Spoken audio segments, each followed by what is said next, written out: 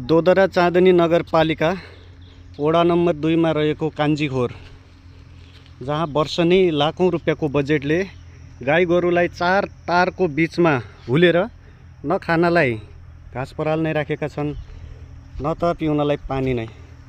यो गाईको ज्यान जाँदैछ, तर यहाँ न त कुनै हेराला नै छन्, न त यहाँको स्थानीय जनप्रतिनिधि नै। उसको ज्यान जाँदैछ। अहिले भर्खरै दाइले उहाँलाई एक बाल्टी पानी समेत खुवाइदिनु भएको थियो, टेक दाइले।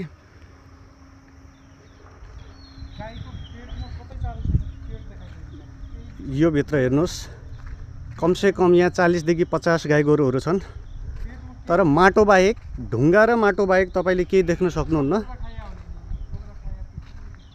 यो रुखको बोक्रा खान नपाएर रुखको बोक्रा समेत छोडे छैनन्। यति साना साना गाई बस्तु छन् यो भित्र। उहाँहरूले आज सायद यहाँको अवस्था हेर्दाखेरि यहाँ घाँस पराल नहालेको सायद हप्तौं दिन भइसक्यो जस्तो छ।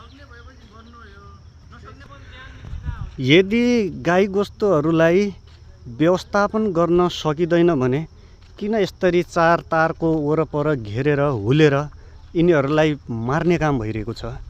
त्यो पनि नेपाल सरकारको पैसा खाएर गाई बस्तुलाई मार्दैछन्।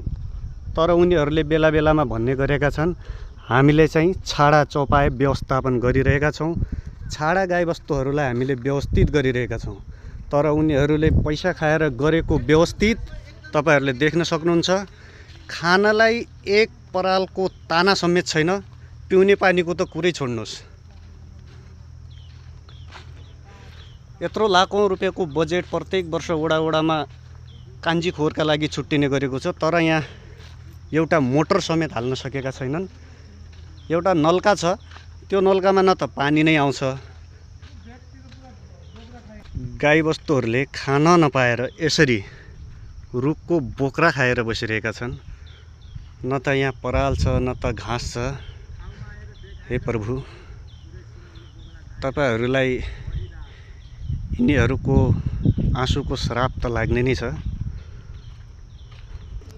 यो खानेपानीको स्रोत केही छैन, यसमा केही छैन त्यसमा खानेपानीको लागि।